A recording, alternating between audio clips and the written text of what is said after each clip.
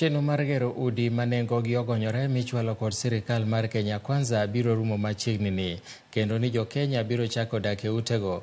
Jatend Migago mar lope kod dongruok Bombe Alice Wahome olero ni gedo mag udi 38,000 dhi nyime sechegi, kowacho ni e bwo dweche 6 mabiro gedo mar udi mamoko 62,000 bende biro bedo kosechakore.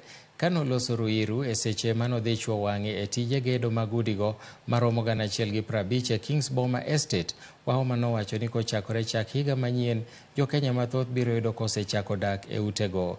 Nowacho ni gedo makamano medo thuolo mag tije kendo kelo dongruok mathoth mag uchumi kokalo e chiwo thuolo mag tije ne rowere ma Kenya to gi oganda duto.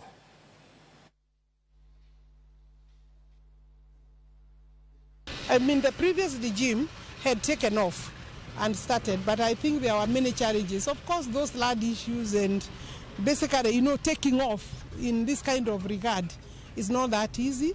But we are now looking at maybe up to 38,000 units that have started. So we expect that within the next 6 months, we'll be looking at possibly about 100,000 units taking off. We expect to finish this project, a total number of housing units, 1,050 by 2025.